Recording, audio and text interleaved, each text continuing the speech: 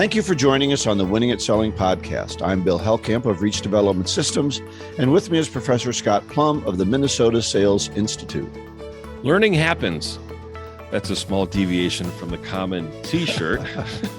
We are influenced by education, experience, and most importantly, debriefing and engagement with others. Combined, Bill and I have over 75 years of multiple encounters. All have delivered an outcome, and we have some advice for you. Gather around as Bill and I discuss advice not given and other important ideas on episode 413 of the Winning at Selling podcast.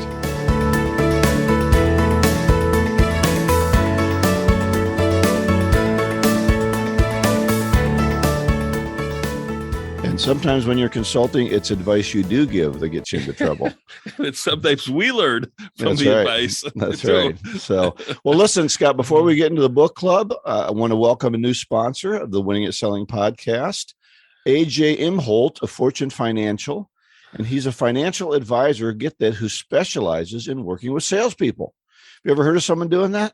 I haven't, but I've met AJ, and he is an inspiring, motivated, eager young man. And I think that when people are focused on what they do best, selling, and they find somebody to take care of the rest, they become successful. And I think that's one of the topics in the book today that we're going to be covering.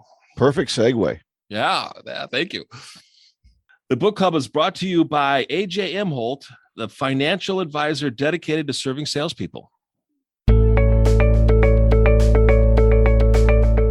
As a salesperson, you have enough to deal with. Prospects hang up on you, clients skip meetings, slow responses to your emails. It's enough to drive you bonkers. Fortunately, you can take control of your financial future. Your time is at a premium, and you want to focus on finding new clients and growing the customers you already have. So it's best to work with someone who takes the time to build an understanding of what you have on your plate. I'm AJ Imholt of Fortune Financial, and this is where I come in. As a financial advisor dedicated to salespeople, my goal is to help manage your portfolio so you can focus on what matters.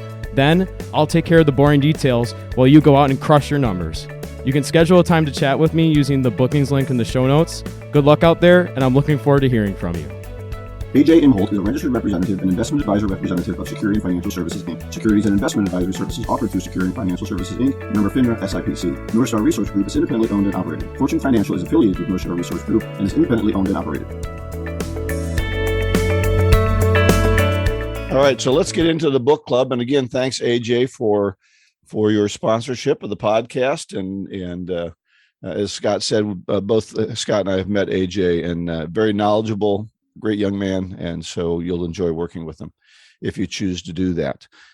So we have 4 principles from the success principles, and the title of this section is called Build Your Success Team, and you'll hear about this, and hopefully you are reading along, playing along at home, as Scott says, and we're going to cover principles 39 through 43. Number 39 is stay focused on your core genius. That's implying that one of us has a genius, That's Scott. Right. Yeah, I know. I'm hearing this word more common, genius, in today's That's marketplace. Right. That's right. Well, what he's talking about, what Canfield's talking about is to determine the 4 or 5 activities where you really rock. What do you do that gives you power and strength, and people will pay for it, and you're good at it? Do those things, but then pay people to do the other things that need to be done. This is classic John Maxwell as well. Mm-hmm. He talks about this all the time. 5 key things. What are the 5 things you need to do every day to be successful? Stay in your strength zone. All those things are really key. So that's what he's talking about. Stay focused on your core genius. Yeah. I've heard this when I was selling real estate, that there was a saying, and I can't remember I think it was in the book too, but I heard it many, many years ago. If you don't have an assistant, you are one. And to really delegate the stuff that you can outsource to other people, and you concentrate on your core genius. And I also believe that you're concentrating on your core gifts too, your God-given gifts. When you're focused on your core genius, you're focusing on your gifts. And when you share your gifts with others, you never get tired. You always get excited. You always feel motivated. You always feel like you're accomplishing something when you concentrate on your gifts. Well, I think also we are not as good at things, so we get frustrated. So I think I years ago tried writing my own web pages, right? My own website. And it was just so frustrating to learn it. When I think about, things around the house, there's some things I'm good at. I'm good with wood, but I'm not real good with electricity and water. So I pay people to do things. If I have a leak somewhere, I need a new water heater, whatever, that's when I bring people in for things that I'm not good at. But I think he's even going farther than that and saying, quit wasting your time mowing the lawn. It's way below your pay grade. Quit wasting your time doing things that other people can do better and faster, and in the long run, cheaper, because I can get paid a lot more for other things in creating wealth than I can in saving money. I'll just add an asterisk to that. Unless you enjoy mowing the lawn, and there are some people that enjoy mowing the lawn and that's their sense of relaxation, good, go for it. That's the best way of exercising and relaxing and, mowing your own lawn. But if you don't enjoy doing it, just like anything else, find somebody else that enjoys doing it and you'll feel better about yourself. I enjoy doing it because I don't enjoy paying $30 to somebody to do it. And so I do too. So let's go on to number 4. Success principle 40. Yeah. Defining time.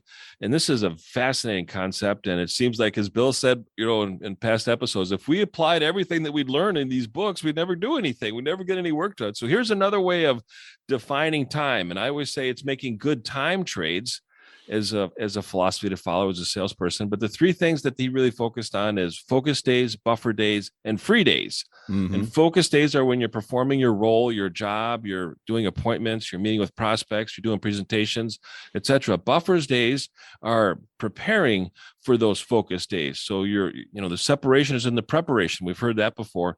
And then the free days are when you completely unplug, which I don't think many of us do anymore. We've always got our phone with us. We're always checking our email. We're always available for a phone call. We can always take a text, and we need to be able to unplug and practice some free time, some free days where we just do nothing and rejuvenate and recharge. And we need to really do that. And I think that's important too. And if you can't get away completely, then you have the wrong people in place that are working for you, or you haven't trained them, or you haven't shown them enough trust in what they do that they will not call you, because the reason they call you is because they've gotten in trouble before for making a bad decision, and they refuse to make a bad decision and deal with that again. So are you training those people properly? And Scott and I are trainers. Mm-hmm. We know that a lot of non-training goes on in organizations, assumptions. I think I told them once, so they ought to know. Right. Oh my gosh. If you've told somebody something once and you think they got it, just go back and think when you learned it, how many times it took you to really get it. So how you train those people and how you bring up that team is going to allow you to focus on your family on those R&R days that he talks about. I think there's one topic that kind of covers multiple chapters: complete delegation. He talked about it in chapter 39 about complete delegation. And he talks about, a person taking care of the lawn. It gives them complete control to manage everything within the budget that he has, and gives them complete responsibility to be able to do that. It's the same thing on delegating, so that you can have free time. But, it's like Bill said, they're not trained to make good decisions. And I think people hire others based on one thing, and that's good judgment, the ability to make good decisions. And sometimes, people think no decision is okay. Well, no decision is a decision. It's a decision not to do something, when in reality, that's the worst thing that can be done, is to not take action on something that needs to be done. You know how to learn to make good decisions? Make bad ones. There you go. That's right. Plenty of bad ones. That's right. And if you don't allow your people to make some bad decisions and deal with the ramifications of them, then you're always going to be interfering in what they do. When he talked about the lawn, he says, I don't tell them how to maintain my lawn. I tell them what I want it to look like. Mm-hmm. And then I expect them to do the things that will cause it to look like that. And I don't care how they get those things done. Right. And we worry too much about how somebody's doing something and not enough about the results. And we expect people to work on things the same way we do. And that's why we don't delegate properly. We delegate tasks, not results. Mm-hmm. All right. Well, that's number 41. And that is build a powerful support team and delegate to them. So we're going to step all over ourselves when we do these things. But so once you've determined your core genius, yes, pay someone else to do all the other things. Either hire somebody, as Scott said. If you're doing the jobs of an assistant, you are the assistant. Mm-hmm. And then, or you can hire consultants like AJ, our new sponsor, right? If you're not good at watching what the market is doing and determining what you want to do, and you want to spend your time out selling, then allow someone, AJ specifically, to deal with your financial area, your investments. So he'll consult with you. And do you do your own taxes? Well, maybe you shouldn't be doing your own taxes. Do you have an attorney that can help you when you have problems on some kind of retainer? If you don't, you're going to limit yourself, and you're going to be trying to do things that you shouldn't do. So if you don't trust them, as we talked about, to do it right, train or replace. So can you delegate fully? I think one thing that we need to really take in mind and consider in making a decision like this is the belief system that we have and the mindset that we have. And if we have a mindset that there's nobody out there that can do it better than I can, that's a very limiting mindset. And this is out of the book, and I highlighted this. The right person was already circulating in your universe. You just didn't know it. Mm-hmm. There is a person out there that can work with you. And I use that term intentionally, work with versus help. They can't help you, but I mean, work with is collaborating together on a common goal with a mutual commitment to complete a task and almost to do it better than you could ever do it yourself. But it starts by looking for that person. And that's where, we find them, is we got to start looking. If I have someone who does taxes all the time, they're going to do it better than me. Right. If I have somebody that works in electricity all the time, they're not going to get killed like I would trying to mess around with my switchboard, with my circuit breaker board. Yeah. So hire those people that do that all the time. They'll get it done faster and better than you will, and you won't be frustrated. Now, sometimes, as Scott said, you may want to learn something. You may want to play with something in your free time. That may be something you enjoy, but if it's not, don't do it. So let's go on to number 42, and that is just say no. And I believe in this one 100%. Other people will fill your time happily with good work sometimes. Right. But that work doesn't really do you any good. I was at a fundraiser once with a bunch of, it was kind of like all the men of the parish got together, and we were doing hot dogs or something. And I thought, he's worth about $100 an hour. And that guy over there works for about $200 an hour. And I work for X dollars an hour. And I kind of added it up. And if we had actually just given the money for the time, we would have made a lot more than selling a bunch of hot dogs. So sometimes you got to think about, what are you doing with that time, especially if it doesn't fulfill you. And I really liked where he said, don't delegate when you can eliminate. And have some rules for life. So one of his rules was, I don't give to charities over the phone. And to me, that's been a big deal. People call me and I'll say, you're not in my budget this year. If you want to get in next year's budget, send me some information, but I don't give to charities based on a phone call. And they go, what? I said, you're not in the budget. Right. And they don't know what to do about that. So, and I don't trust most over the phone charities either, because they never have any backup. Here's a line out of the book. He says, you are going to have to create strong boundaries about what you will and won't do. And he talks a little bit about this stop doing list. And I think Jim Collins is the author of this from the book, Good to Great. He creates a stop doing list. And I think that that's a great habit to think about. When you want to start something, starting a new habit, you got to stop doing something too. And it's like, stop a bad habit. So if you wanted to get in better shape, or you wanted to stop drinking as much, or you want to start eating better, or start working out, you got to get rid of something first. And I heard this line, and I've said it, and I've thought of it many, many times. When your values are clear, your decisions are easy. And when you think about what's important in your life and what your values are in your life, your decisions are quite easy. And if one of them is to get in better health so that you can live longer, to spend time with the ones that you love, that's a value. So your decisions are easy once you uncover and define your values. Great point. And I think one of the things that he talks about also in the book is these childhood messages that we have. When we were a child, we were taught no was bad. And no, if we continued to do it, created consequences and created punishment. So we prevent our subconscious mind from saying no. So we sign up for things that we don't have time for, don't represent our values. And then we start getting stressed out and spread too thin. And then everything caves in. Everything caves in. Our work caves in, our recreational life caves in, our family life caves in, because we're spread too thin because we don't know how to say no. And like Bill said, get the budget and move on. All right, let's go to the last one because we're out of time on this topic, and that is say no to the good so you can say yes to the great. And he goes into the Pareto principle. What is the 20% that is going to bring you the most value? And if you can work it, do that 20% 60 or 70% of the time. And again, that goes back to the first one of picking your core genius and spending time on your core genius. Yeah, and your focus days. I mean, this is a great section. I mean, I'm really glad we're getting into the book again because it's really had an impact on my outlook. When we weren't doing the book, I was a little down. I started reading the book again. I'm like, wow, this is great stuff. And I feel a little bit more energetic. And if it doesn't cause you to change, it's just a great book. Yeah, exactly. If you don't implement so if you're not implementing, and this really was convicting to me. I went into business for myself because I really didn't want employees, but I think it's limited me, and I have to rethink how I'm going to move through the last 5 or 6 years of my career. So, and I know Scott and I have talked about that before.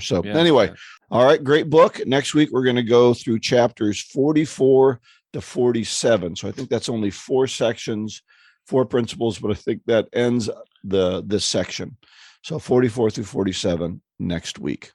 This segment is brought to you by BusyWeb, a growth, marketing, and sales enablement agency.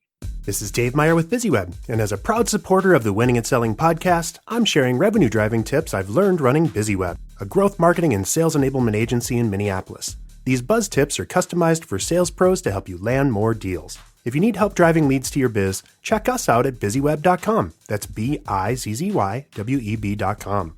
This week's tip: understand who you're targeting in your sales efforts by developing a strong buyer persona. Buyer personas are fictional, generalized representations of your ideal customer. They help determine what messages will resonate with your best prospect, how to reach them via email, social media, cold calling, or advertising, and what you need from your marketing team to start a meaningful conversation. Click the sponsor icon at winningatselling.com or go to busyweb.com. That's BIZZYWEB.com for tools to start engaging your prospective buyers. Or give us a call at 612-4BUSY-O. That's 612-424-9990 to chat. And make sure to mention the podcast for a special gift. So this topic is advice that is off the beaten path, not the normal topics that you hear about or read about. And I'd like to share with our listeners some of the lessons that we've learned, Bill and I, because again, we've had over 75 years of experience, and we've learned these the hard way. Yeah, these are the hard lessons that we've learned. And to have our listeners be more prepared when they've encountered certain situations so that they have an option to consider that they maybe didn't learn about in a book or through a podcast or other ways of developing the sales skills. And, I think some of the, and this kind of started with a salesperson that's just getting into sales, calling me up and saying, I'm just starting in sales. What advice can you give me? And I'm thinking about, I want to share the advice that they're not going to hear about in other means.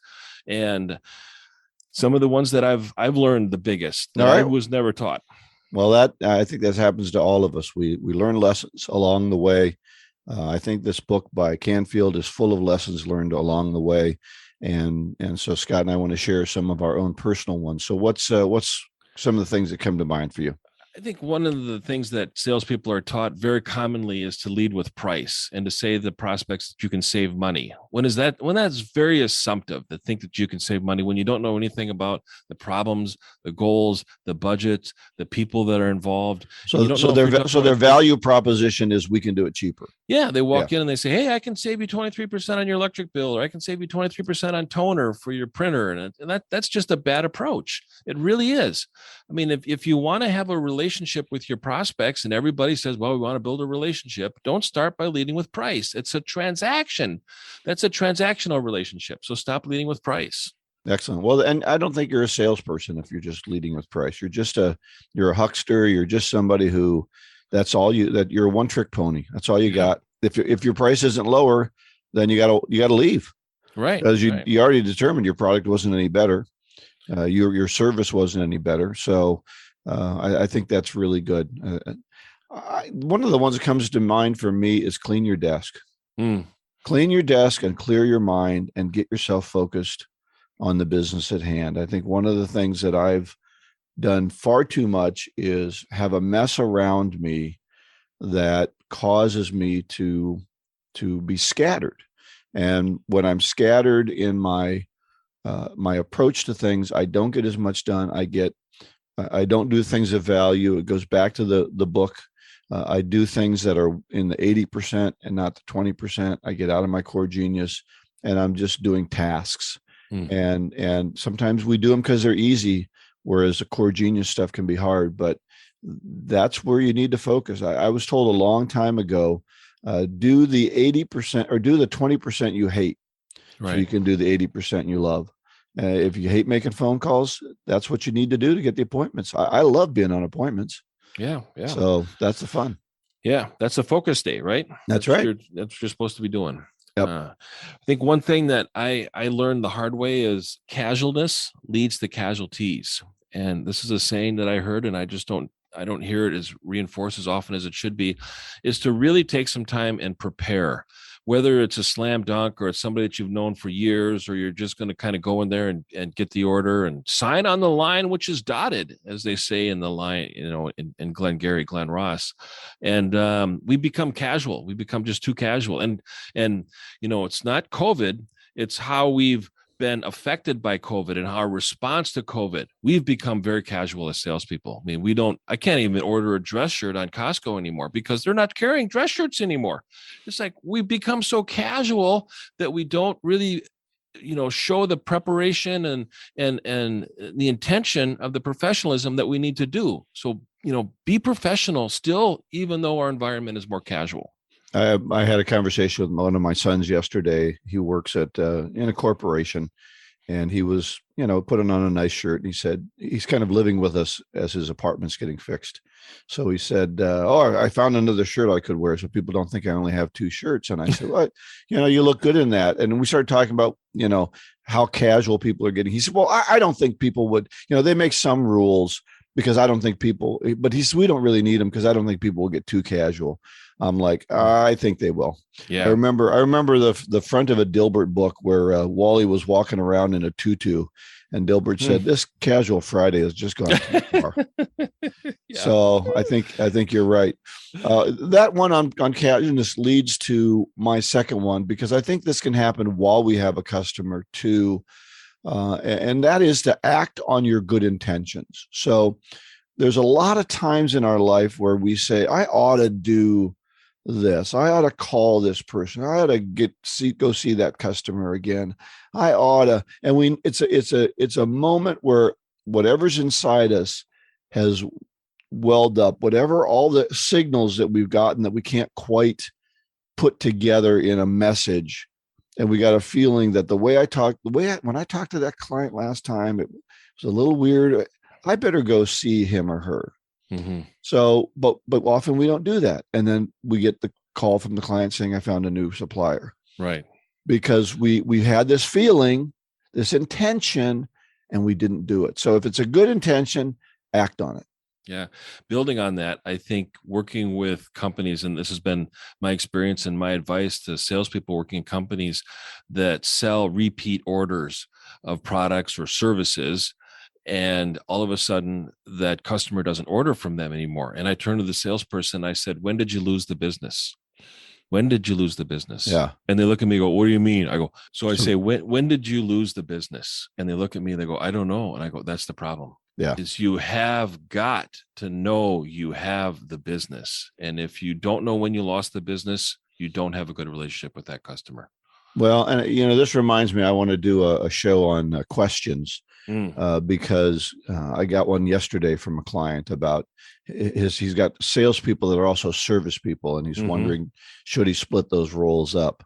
And so I think there's some good things in there. And I think that's one of the problems. If I'm supposed to be selling and servicing, well, if I like to sell, I'm not focused on the servicing, and therefore I can lose a customer and not know it because I'm assuming that the system is servicing them.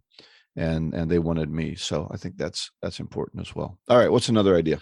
Another one is one of the biggest challenges that salespeople have is a high need for approval, and they want to be liked by their customers. And if you're in a position of wanting to be liked with your customers, you can't challenge your customers. You can't challenge your prospects. And if you don't challenge them, you don't change them. So if you have a high need for approval and you want to be liked, get a dog. A dog is always going to love you as long as you feed them and pet them and take them for a walk. And It's going to be a lot easier to maintain that than to get the approval from a prospect. Absolutely. But I do think you have to be careful on how you deliver messages. And I'll tell you a story. I was working with a client. They had asked me, the VP had asked me to do a training program on negotiation and sales. He said, my salespeople, he was a leasing guy. He said, they're always giving them the best rates. They're falling all over themselves, letting the customers push them around. And I said, okay, well, we'll do this class. And I prepared it with him. And then when I was delivering it, I could see that everyone was looking at me like I had a third eye. Yeah. So I said, okay, what's going on? He said, they all said, we're not the problem. The VP is the problem. Oh, he falls all over himself. He said, we figure he always wants to be the hero. So when we hold the line, all they have to do is call him and he'll give them the best rates. Mm-hmm. So we decided that we were going to be the heroes once in a while. And now we have this class going on. Wow. So I went and told the VP that, he was the problem. And how'd that end? Yeah, I was done with that. Yeah, that was your last appointment. That was my last appointment. So there are some customers that just don't want to hear the truth. Well, but it was how I delivered that truth, right? Maybe I didn't ask questions. I just blurted it out. Maybe he needed to find it out for himself. So I'm always willing to look at myself and say, what did I do wrong? And I've certainly had to deliver bad news to customers since then, or consulting, but I've found a little bit better way to express it that doesn't get me canned. So be careful of that. How you say challenge them. That's true, but don't beat them up. So make them think for themselves. Don't lay down the law at their feet, because they'll walk away. Yeah, I'm going to bring up something that we covered with Stephen Covey's book, 7 Habits for Highly Effective People. This was, I don't know, a year ago or so that we did this book. And one of the lines on that book is, how you see the problem is part of the problem. And this was a situation within the company that you worked at, Bill. I mean, how you see the problem is part of the problem. It wasn't the salespeople, it was the leadership. And the leadership not holding true to the values that they're being, supposed to be implemented within the culture of the company. And culture is either by definition or by default. And that was Ben Utek. When we had him on the show, he talked about that. That was an important line. I really love that line. This is why I work with Scott. He remembers all this stuff. There's some profound things that happen on this podcast, Bill. All we do is deliver. I can't remember, my name sometimes, but Scott remembers everything. So well, luckily you write it down for me too. All right. One more, Bill, and we'll wrap it up. Go ahead. Don't be so eager to always accept a project. Know what your gifts are. Know what your genius is, like what the book talked about today, and focus on what you're really good at. When I was younger, and I tell you, it wasn't that long ago, I was younger, sometimes I would get tempted to take projects that were really outside of my focus and outside of my genius and outside of my gifts. And I would probably spend 4 times as much time preparing for that because I didn't have as much skill and experience in that. And I delivered it kind of half-baked. And at the end, people were like, yeah, that was really good, Scott. But I could kind of tell they weren't really buying it. And I didn't feel good about myself. They didn't feel like they got the topic delivered the way they wanted to. And nobody really won on that one. So really know what you're really good at and go out and get it. And fight for it. And when it's a qualified prospect, you need to be persistent to convert those conversations into commitments with qualified prospects. Yeah, I'm going to mention 2 things about that, because I've done the same thing. I've gone out and said yes to projects and had to write the training. And I have really nice training that I've never used again. Right, exactly. Because it's outside. So I spent a lot more time developing the training than delivering it one time and never delivering it again. So it just ends up to be outside of quite where the core effectiveness was. And then I think the other thing we do is we take on business that we shouldn't take on, and it costs us too much time, and we can't do what we're best at. And so I've seen more companies go out of business because they said yes to a project they shouldn't have said yes to than because they said no to a project they should say no to. So great advice. All right. Well, that's the topic. Anything you want to say to wrap it up? No, I think we could go on for hours with this. And I always love when somebody calls me and says, "Hey, Scott, I'm getting into sales. What are 3 things you can tell me that I need to know?" And I will be happy to do that. Well, I want to tell our listening audience to send us questions. We love to get questions from the field. We'll do a show on this in maybe a month or so. So go ahead and contact us. If you have a question, you can contact us through the show page, winningatselling.com. Let's go into our golden nugget then, Scott. I think this ties in pretty well. Doing more of what doesn't work won't make it any better. And this is by Charles Givens, who wrote Wealth Without Risk. Wow. That's great advice. Very relevant. You always pick relevant topics or relevant quotes for the topic. It's a reminder that we need to look at this occasionally and to be able to ask ourselves this question and to know what we're risking too. And it's like somebody who's stuck in the snow and just keeps hitting the accelerator, right? And the wheel just keeps spinning more and more, and they're not doing anything but digging a deeper hole for themselves. So doing more of what doesn't work won't make it work any better. Everything we talked about is going to be at winningatselling.com. So visit the show notes, and you can also get more information about our sponsors. So we're grateful to have our sponsors support the show for our listeners. Yeah, we've got hot links for them. So I think you can get on AJ's calendar. You can get information from BusyWebs. That's a great place to go for information. Next week, the book club, Success Principles again, part 3, principles 44 through 47. And the topic, should I fire my client? Go out and get better one skill at a time. Joyful selling.